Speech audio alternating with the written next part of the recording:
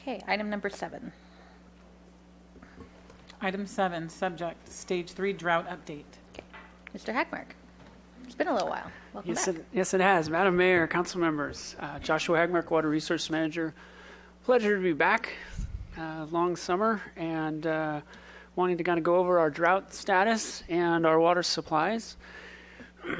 So just as a reminder, because it's been a while, this area of California still remains in what they consider a moderate drought. And again, the drought monitor does say that local conditions can vary, and I would say that we are the remaining last part of this drought, and hopefully there will be a good winter here to put an end to it. But we are prepared to go forward for the next 3 years if things do stay dry. Really remarkable numbers. So remarkable that I'm still looking into these numbers, but we saw 45% reduction in water use for August. What's burned into my memory was the end of August, which was super hot, but overall the month was a little cooler. But these numbers still are remarkable, even if they're a few percent off. They're still remarkable conservation from the community. And we're currently working to update our water supply strategy for October, and so this will work in the summer's demands. Overall has brought our average now up to 40% for the last 12 months. Just remarkable. Another fascinating twist as well is that our 12-month running average has now dropped below the lowest point we were at during the last drought. We did have, I think, raised rates last time during the drought. So I don't know if, certainly rates have a big factor in that, but we're talking about a community, we don't have cactus and rock in our front yard. I mean, we have a community that have made decisions and changed their landscaping. The plumbing code has had a massive impact on people's, what kind of fixtures you're using in their houses. But the community has grown since 1991, and I believe it's somewhere around 5,000 people have moved to Santa Barbara and are now part of our community. And yet we are still able to basically reduce our water usage below where we were in the 90s. It's really remarkable. And I think it speaks to the fact that it's not always, just because you have population growth doesn't necessarily mean new water. And this is where technology, innovation, and I think a commitment by the community to conserve. But it is 9,000 acre feet a year. I mean, keeping in mind prior to the drought, we're at 14,000. That's just significant change. Like I said, the water supply strategy really hasn't been updated since spring. But just to go over it, we are looking for 30% conservation this year. We have desal as part of our mix here, state water, groundwater, and this year we're relying a lot on Gibraltar. While the water's there and the water quality is good, we've been pulling heavily on Gibraltar up to our allowable monthly diversions. Also have a little bit of Cachuma water, and then of course our recycled water plant, which has been operating all summer. Gibraltar currently sits with 3,200 acre feet in it, about 61% of capacity. It did stop spilling back in May, and as I mentioned, we've been maximizing our diversions, and we did expect at this point that the water quality had diminished, but we're seeing really good water quality at this point, and so we continue to see Gibraltar playing a big role going forward, which is great. Cachuma is currently at 87,000 acre feet and 45% of capacity. We did get an allocation this year of 40%, and on October 1st, the Bureau has said they're going to give us another 40% allocation. That's a significant bump for us. Not all stored water is project water. I do have a graphic in here, and I'll kind of talk a little bit about that in a few slides. There is currently a downstream water rights release going on. It started in late August and will go likely to the end of October. And I think they were shooting to release all of the downstream water that they had in there, which is somewhere around 20,000 acre feet of water. So I expect at the end of October we'll be somewhere in the 70,000 acre foot range, somewhere in the high 30% of capacity. And then the Whittier fire, I do have some details. I'm going to get into the Whittier fire here in just a second.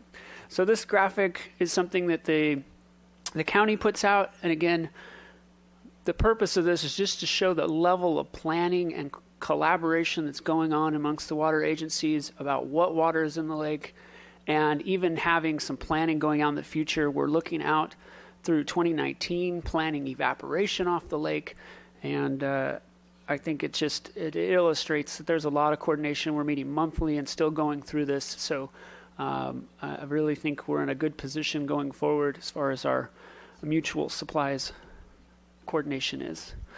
The Whittier fire, just a little summary of that. There was a little over 18,000 acres burned. 15,000 of that was in the U.S. Forest Service land, and they did finish their bear report.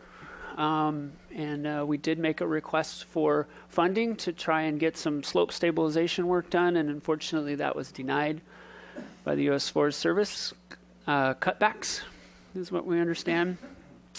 There was also about 1,000 acres of Bureau reclamation land that was burned, and they did a watershed post-fire action plan, and we are submitting for just under $800,000 in funding to help fund some stabilization right around the lake to help out with that. We've been really focusing on water quality. We do anticipate ongoing fire impacts to Gibraltar from the Ray fire, but also now the Whittier fire. Keeping in mind that the Whittier fire, although prominent and in our face, has been much smaller in acreage compared to the Ray and Zaka fire. So we are preparing for impacts, and of course this does impact our state water because it has to go through Kachuma. And then also of significant interest is the steelhead habitat.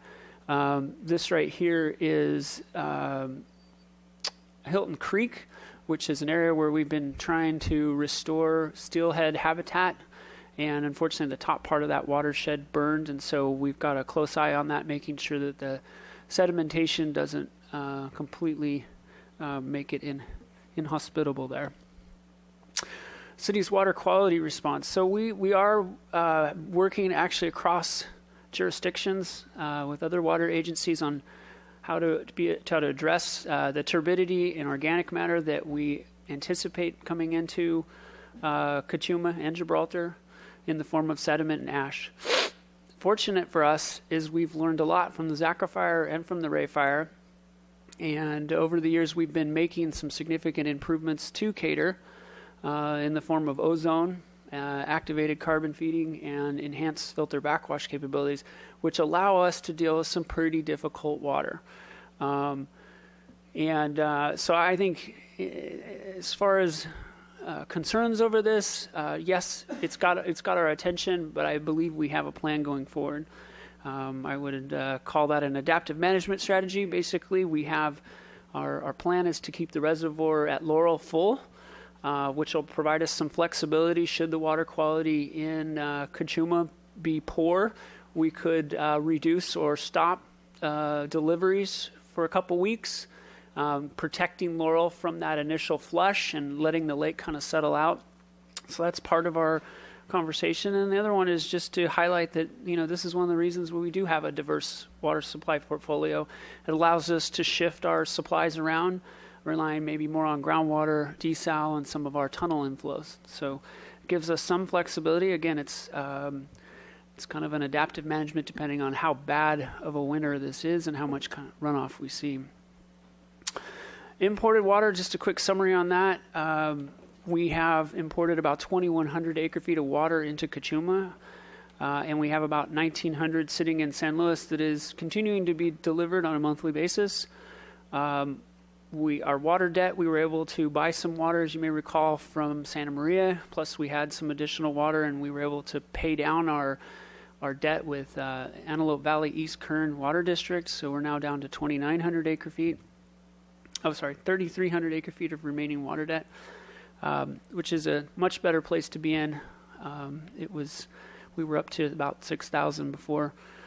So we're currently maximizing deliveries, and our pipeline capacity right now is somewhere around 280 acre-feet based on the demands that other agencies are delivering water as well. And as we've seen every year in November, they'll be bringing down the State Water Project to do their annual maintenance, and so there won't be any deliveries for most of November.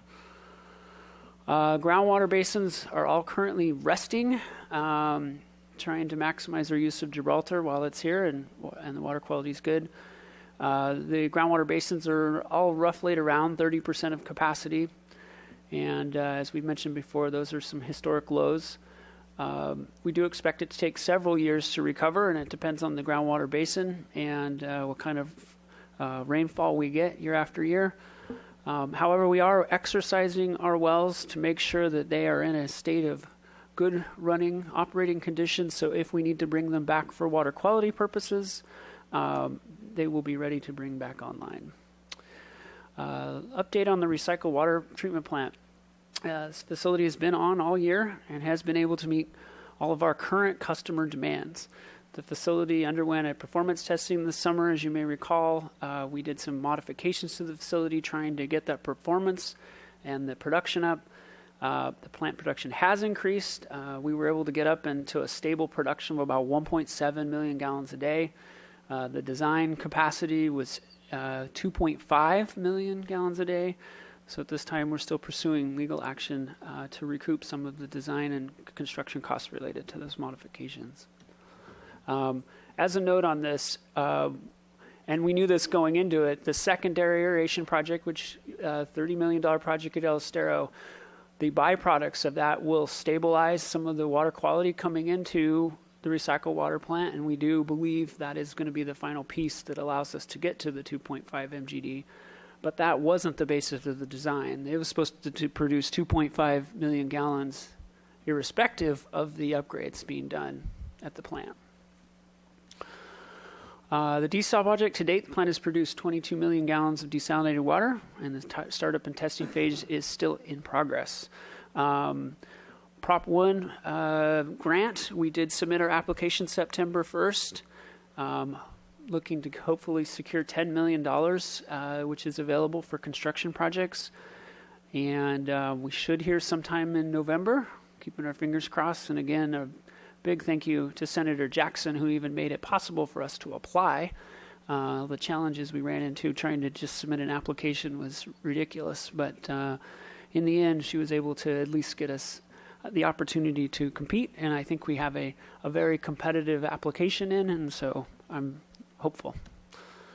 And anytime there's any questions, I'd be happy to answer them. Thank you. Mr. Hotchkiss. Yes, hi. Thanks. You may have said it, maybe I didn't get it, but on the water supply strategy, does that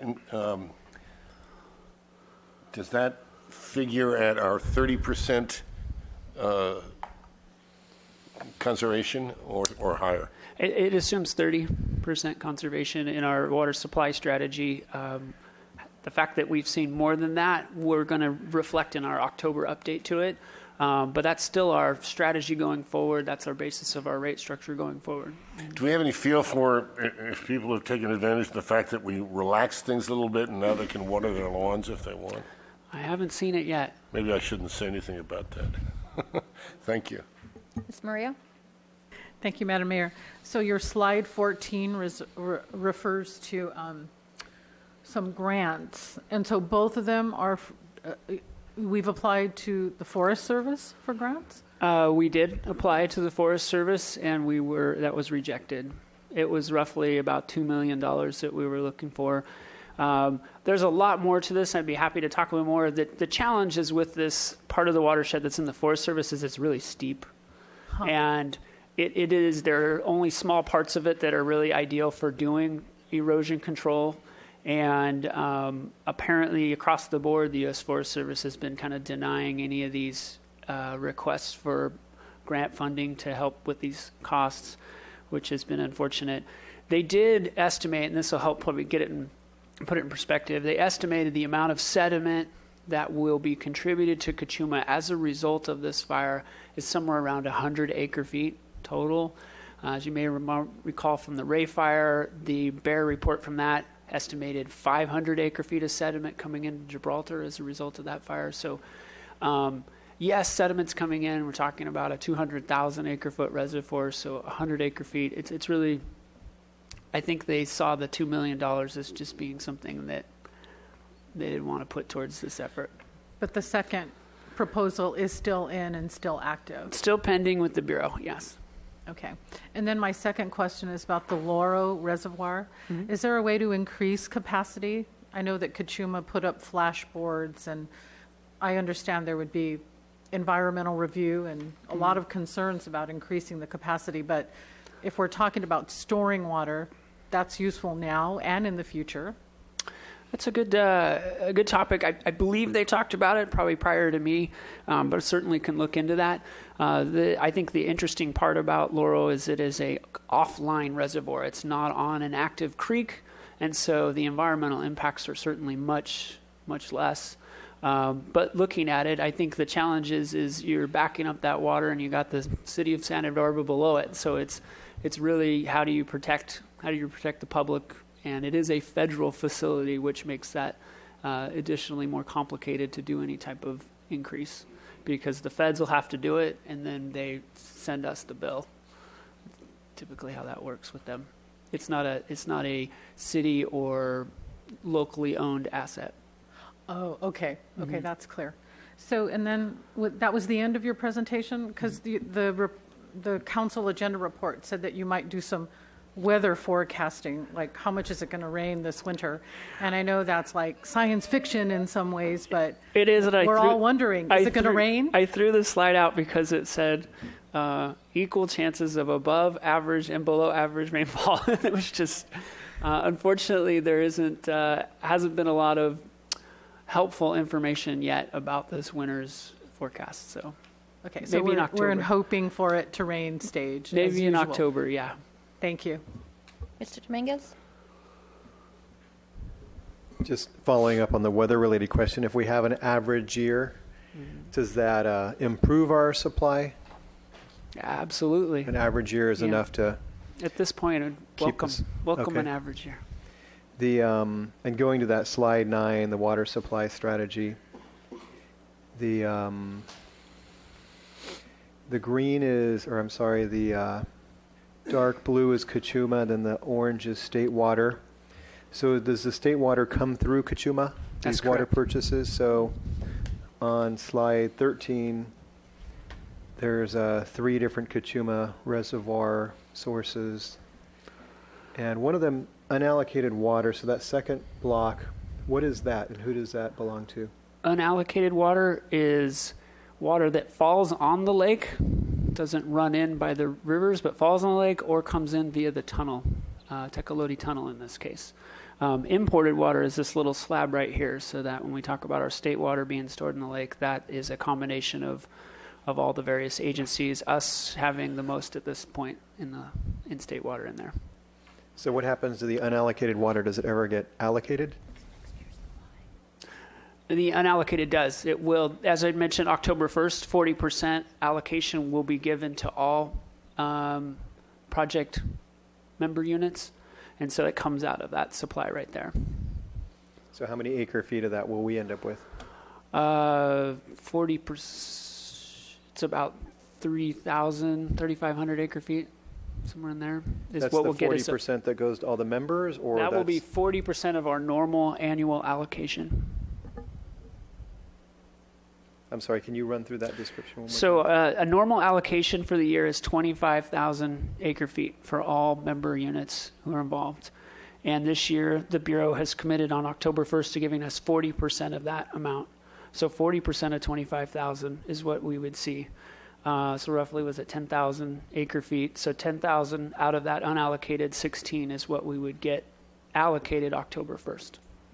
And Madam Mayor. Mr. White? And so how much of that 10,000 acre feet is Santa Barbara City's? We'll get roughly 33, 3,500, something like that. Roughly, it's a little less than a third of the Kachuma allocation is the Right. city's. Okay. And so that would complement the 3311 and the 2134 if we're adding it up. That's so that's correct. a pretty big chunk. That is about a third. So going back to water supply strategy and slide 9, when they allocate that, is that already taken into account in your year 6 or 7 slide? That is. And that's the state water. So this orange chunk is that 3,000 to 3,500. So our allocation, we're just assuming that this will be the last allocation that we'll get from of Project Water, and so we're spreading it out over the next 3 years, and the same thing with our state water.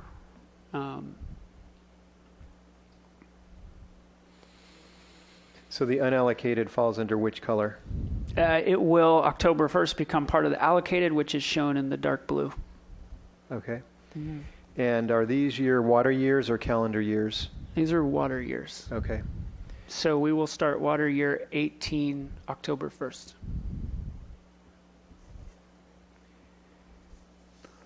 And we try to update our supply strategy twice a year, once right at the start of the water year, and then again after the rains in typically May. And your slide 6, you said there was a 45% reduction for the month of August. Yes.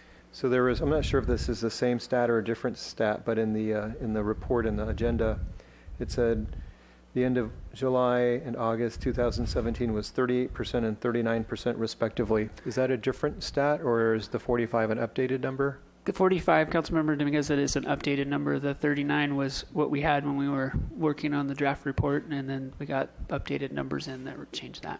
Great, I'm glad it went that direction. Yes. Thank you very much.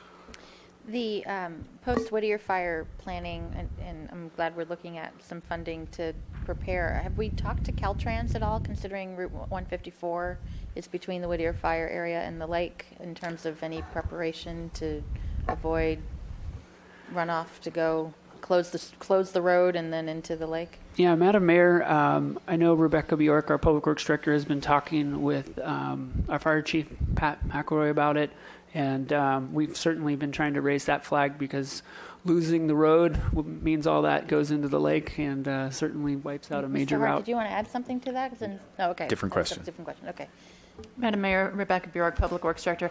The fire chief is going to work with the county fire chief to bring that to Caltrans' attention, but we'll follow up and make sure that that's happened, because they've got a lot of other things too. Well, certainly it affects all of us, and Yes. I would also suggest maybe talking to, Mr. Hart and and Maggie Kern at SBCAG to see perhaps a letter from the board or from staff at SBCAG to Caltrans could look into that, because I don't know if they're quite aware, because it's going to be significant expense on their part should 154 get blocked and closed because of runoff from the rains after the Whittier fire. So, okay. Mr. Hart?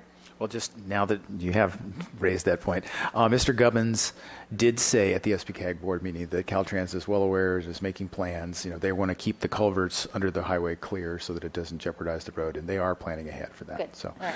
but a different, separate question is, what are the water fund revenue implications of the additional conservation, and when will you? Do you have a dollar figure in mind? Is if this were to continue at this 40+% water conservation effort as compared to the 30% that Madam Mayor, everything is built Councilmember on? Hart, we are actively looking at that, and we actually have been meeting revenues, which is strange. Again, we only have data now through August, which was July usage. So we don't really have a lot of information in this year, but I think what's helpful is we were able to finish fiscal year 17 better than we thought. We didn't have to buy as much water. Water sales were better than we had anticipated. And so we go into this year certainly in a little better position than we had planned. But this is something absolutely dead on that we're going to be looking at closely, and I'll be reporting monthly on how that's shaking out as far as what we had compared and what we're actually bringing in. Okay. Thank you very much. Mr. White?